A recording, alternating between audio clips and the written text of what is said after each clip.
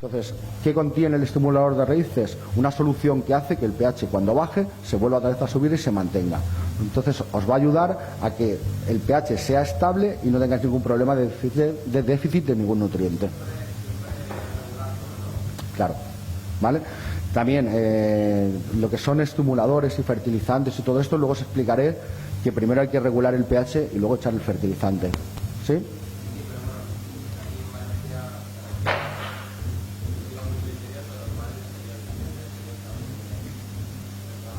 Sí. A ver, los fertilizantes que usamos nosotros casi que decimos que no hace falta mirar el pH en un fertilizante orgánico, porque los estimuladores y el calcio van a hacer que se regule y no vas a tener muchos problemas. Otra cosa es ya en un cultivo de interior con macetas, que la planta depende de ti, que tengas que hacerlo de una forma determinada para que eso funcione mejor, ¿vale?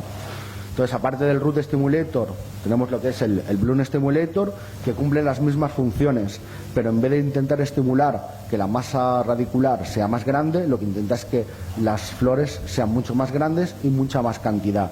Y pasa lo mismo, aquí el fósforo ya no se consume y el pH sube. ¿Qué intentamos? Estabilizar el pH. También tiene un producto que hace que el pH se estabilice. Su rendimiento, tanto el uno como el otro, es muy alto. Con un botecito así de pequeño hacéis 300 litros de agua. Sus dosificaciones son muy concentradas, ¿vale? Fabricamos, por otro lado, uno específico para plantas automáticas, que van con un fertilizante también para plantas automáticas. El motivo es que las plantas automáticas suelen tener una floración mucho más rápida o un crecimiento apenas inexistente, entonces lo que intentamos es adaptarnos a eso, ¿vale? Como el resto son 100% orgánicos, ¿vale? El Final Solution. Final Solution es lo que llamamos un bioactivador. Significa que es como si entendiéramos como si fueran unas enzimas, pero sin serlo. Es decir, lo que va a hacer es crear, que cuando lo echéis se creen los grupos específicos de enzimas que en ese momento sean necesarios. Va a aportar oxígeno a la solución nutriente, ¿vale? Y va a eliminar parte del cloro, creando las bacterias que hacen que consuman el cloro.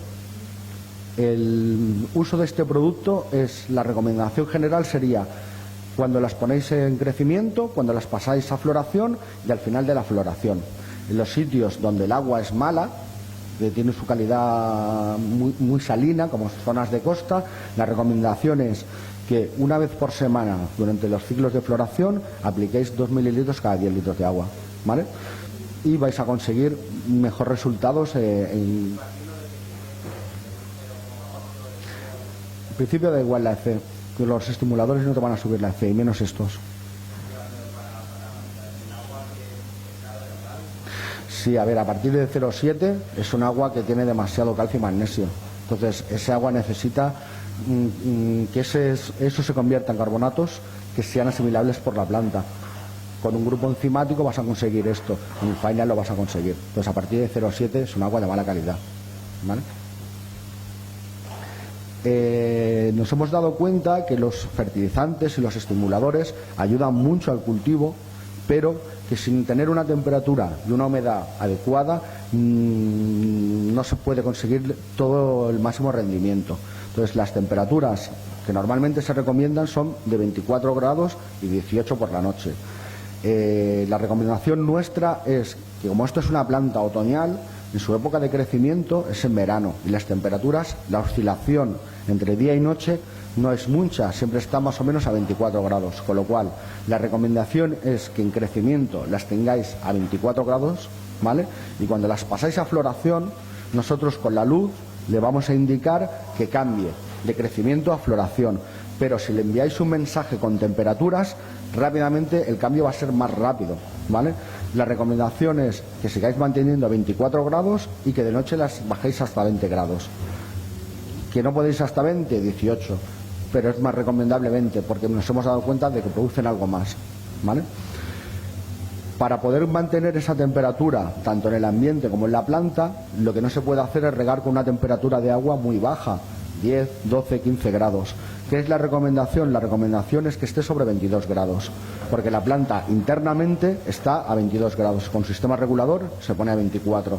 Entonces, el agua a 22 grados tiene la cantidad de oxígeno suficiente para que funcione adecuadamente y no tiene un choque térmico la planta, y al no tener un choque térmico no tiene paradas, ganamos velocidad, ¿vale?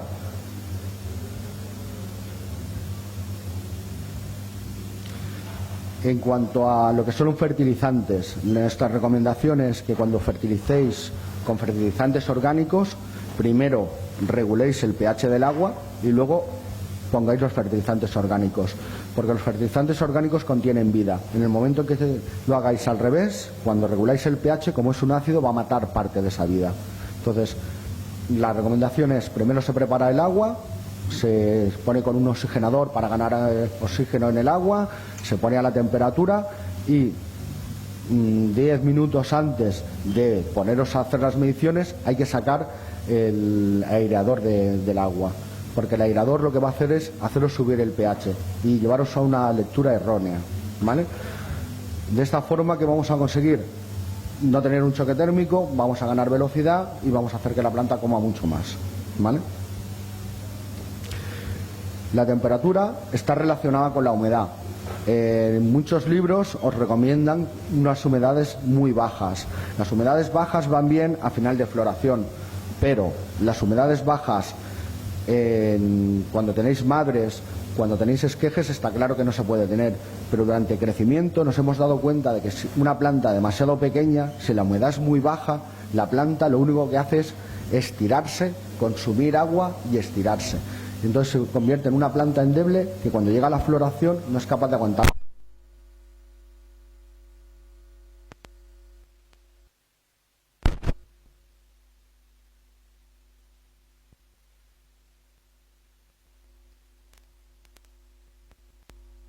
Relaciona como os indico más o menos en la tabla, ¿vale? Es decir, hasta que no llega la cuarta semana no se llega a poner a un 60%, ¿vale? A un 55%, perdón.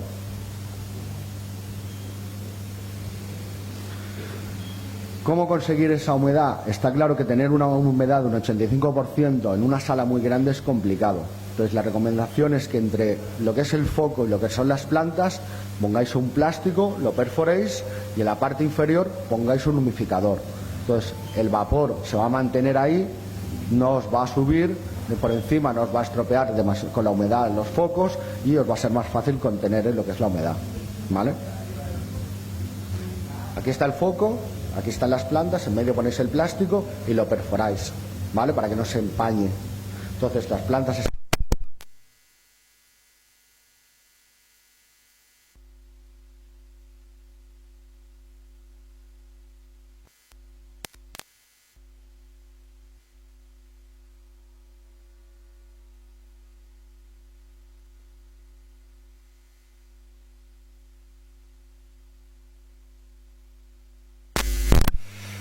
Lo único que va a hacer es que si le ponéis un ventilador a una planta, la planta se seque, pida agua y se estire.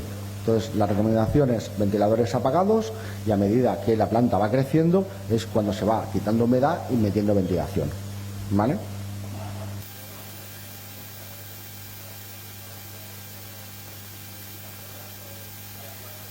Yo te explico luego te digo cómo el sistema que hemos visto que funciona más adecuadamente, ¿vale?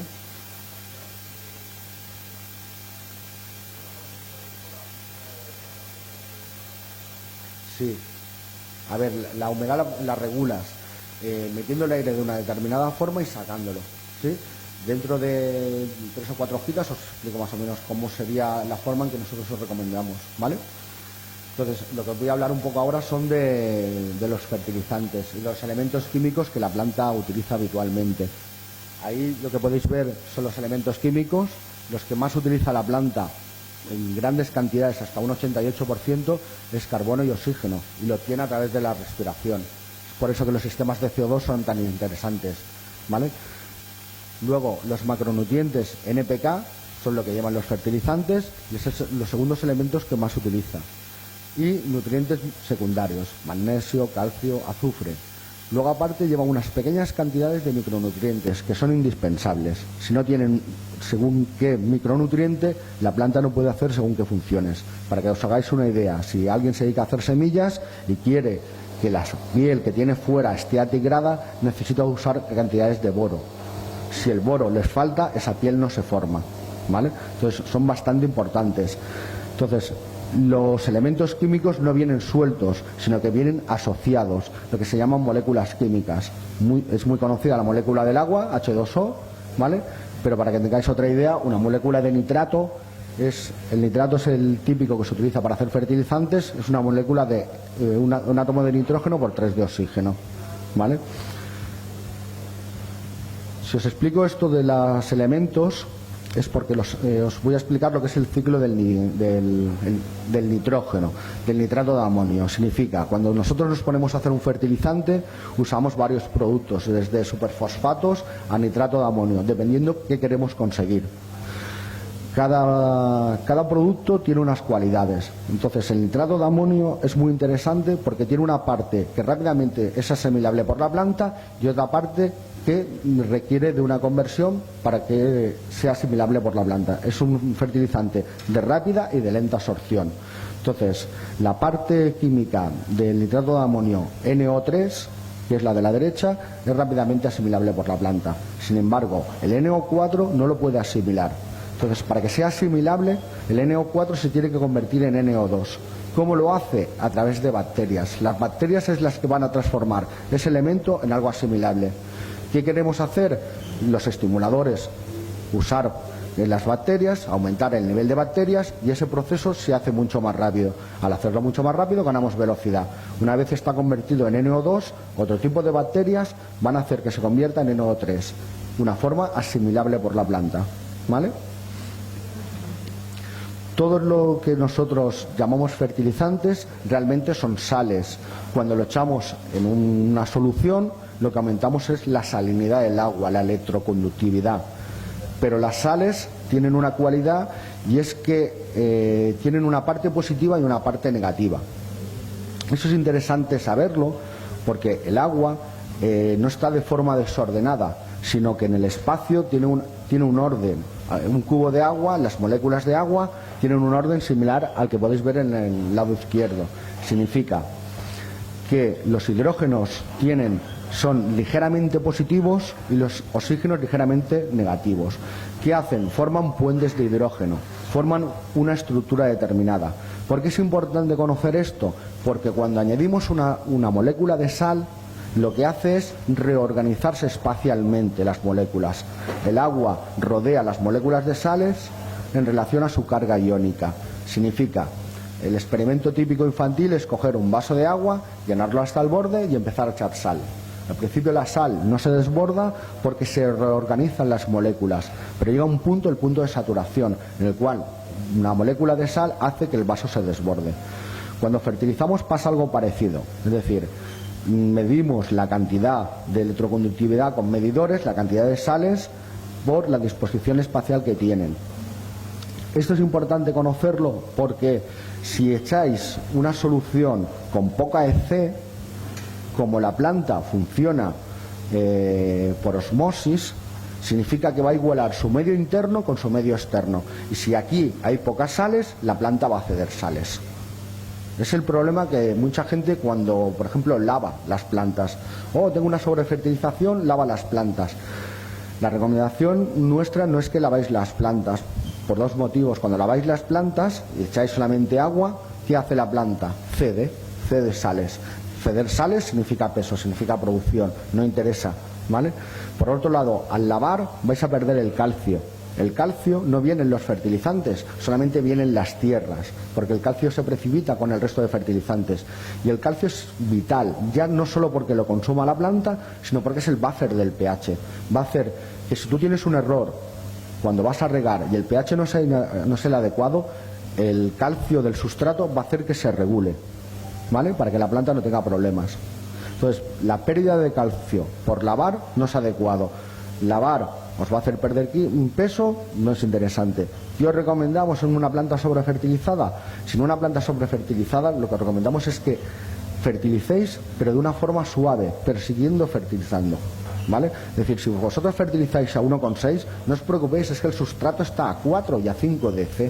Es decir, va a ser siempre más bajo, ¿vale? Y no vais a perder el calcio, y no vais a perder sales, ni vais a perder pesos, ¿vale? Como se comentaba antes, ¿cómo se tendría que poner la humedad? La humedad tendría que ser de un 85%, como el dibujo de la derecha, y poner una campana o un plástico para mantener esa humedad, para que la planta no se estire, se quede una planta baja, con nudos cortos y con muchos internudos, que va a hacer que os salgan bastantes ramas y todos van a ser luego flores. A la hora de fertilizar, ¿qué os recomendamos? Que fertilicéis alto, 1,6, no 1,2, por el mismo motivo, porque espacialmente la molécula de sal está rodeada de agua. Cuando la planta quiera coger agua, la sal no le va a dejar, va a tener que pelear con ella. Si el agua está disponible fácilmente, la va a coger, va a sudar para mantener la temperatura y la va a expulsar. Entonces, la forma en que queremos nosotros las plantas, por grado de penetración de luz, que es entre 45 y 50 centímetros, es plantas de entre 45 y 50 centímetros. Más allá de eso, el interior deja de ser rentable, a menos que uséis focos de 1000 vatios, en los cuales a lo mejor os podréis ir hasta 60 centímetros. ¿Vale?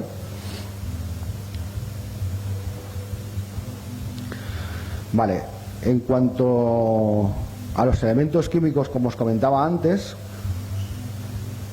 lo que más se consume una planta es carbono y oxígeno, un 44% de cada uno de los elementos. Significa que el 88% de las necesidades de la planta las obtienes por la respiración y por el agua. Los sistemas de CO2 son muy interesantes por ese motivo. El 8% restante es el fertilizante que le vamos a añadir, el NPK. Los macronutrientes, el magnesio, el calcio y el azufre, representan solamente un 1%. Y los micronutrientes son tan poca cantidad, lo que representa que es solamente el 0,1%. Es tan poco que se mide en partes por millón. Entonces, la parte de abajo son los microelementos que una planta necesita medidos en partes por millón. Es decir, las cantidades que utiliza de cada uno de ellos son muy pocas, pero imprescindibles para la planta. Todos los fertilizantes están basados en relación a esto. Entonces, todos los fertilizantes, más o menos las fórmulas son iguales. No hay variación. Donde las variaciones se introducen en qué materias primas vas a utilizar y esas materias primas qué residuos dejan. ¿Vale? Entonces, nosotros intentamos utilizar materias primas de alta calidad que dejen pocos residuos. ¿Vale? Como os comentaba, nosotros tenemos dos gamas de fertilizantes. Lo que son fertilizantes gamas orgánicas para conseguir un producto de una calidad orgánica, en el cual tenemos un Organic Grow y un Organic Bloom, que son fertilizantes para crecimiento y para floración. Son 100% orgánicos y fabricados a partir de melazas y azúcares. Tiene el sello de la Soil Association, que es un sello a la fabricación, a los procesos de fabricación. Os recomendamos que uséis un fertilizante de crecimiento y un fertilizante de floración. Aunque solamente sea una semana, es interesante usar un fertilizante de crecimiento, y es porque las fórmulas se han pensado para que durante ese periodo la planta tenga lo que necesita y que cuando llegue la floración las hojas tengan un grosor adecuado y las células no revienten. Si no usáis un fertilizante de crecimiento, cuando llega la floración le falta calcio para las estructuras vegetales. Cuando tiene la demanda de intensidad de luz, de potencia, las células no aguantan y van a reventar. Son los puntos negros que podéis encontrar en las hojas. ¿Vale? De la misma forma que hay un estimulador específico para plantas autoflorecientes, también hemos hecho unos fertilizantes para ellas. Y hemos hecho uno en gama orgánica o en gama mineral, todos en una botella, crecimiento y floración. En este caso porque el crecimiento es muy corto. ¿Vale? Estos fertilizantes usados con los estimuladores de automáticas os van a funcionar muy bien. Podéis también usar los otros estimuladores, dependiendo del tipo de automáticas. Cuando se diseñó este producto, las automáticas eran todas muy cortas. Actualmente hay automáticas que son algo más largas, que siguen siendo automáticas, pero sus periodos de crecimiento a veces ahora ya no es de 5, de 10, 15, 20 días, sino que se han llegado a un mes, mes y medio. Entonces, a veces hace falta adecuar otro tipo de fertilizante. Como os comentaba, las fórmulas son más o menos igual y lo único que podemos mejorar a la hora de hacer un fertilizante es usar materias puras que dejen pocos residuos y utilizar, por ejemplo, productos que vayan mejor. La mayoría de fabricantes lo que utilizan para obtener hierro es HDTA del sulfuro de hierro. Normalmente el sulfuro de hierro amarillo es mucho más barato que el rojo. Entonces, nos hemos dado cuenta que es interesante usar el amarillo, pero más el rojo, por el grado de asimilación de pH. Significa que el hierro amarillo, su grado de asimilación hace que si no esté en un pH de 5,5, 6, 6,2, el grado de asimilación del hierro no es posible. Sin embargo, con un hierro rojo, el grado de asimilación es mucho más amplio. Entonces, el problema de falta de hierro con nuestros fertilizantes no se suele dar, ¿vale? También en los periodos de crecimiento que va a bajar el pH, va a haber una intoxicación por demasiado hierro, que también puede producir demasiado hierro, demasiado manganeso. Entonces, es importante que en ningún momento tengan ni demasiado hierro ni que le falte hierro, ¿ok? Vale, nuestros fertilizantes minerales, como os comentaba, le hemos puesto hierro rojo y tenemos fertilizantes minerales para todo tipo de sustratos, para coco, one component o para hidro. Todos estos fertilizantes están hechos con materias primas que dejan pocos residuos, con HDTA de hierro rojo, y lo que hemos hecho además es incluiros un pK mineral. Normalmente cuando cultivamos usamos un fertilizante de floración y al final de la floración lo que hacemos es añadir pK. Nosotros el pK que tenemos, aparte de pK, tiene los microelementos. El motivo es lo que os muestro aquí en la tabla. Entonces, la parte de arriba tenéis una fórmula típica de crecimiento, un NPK que se utilizaría como fórmula de crecimiento. La siguiente es una fórmula de floración de cualquier fertilizante y la última lo que haríamos es añadir pK. Es decir, cambiaríamos totalmente la fórmula para que hubiera un extra de pK.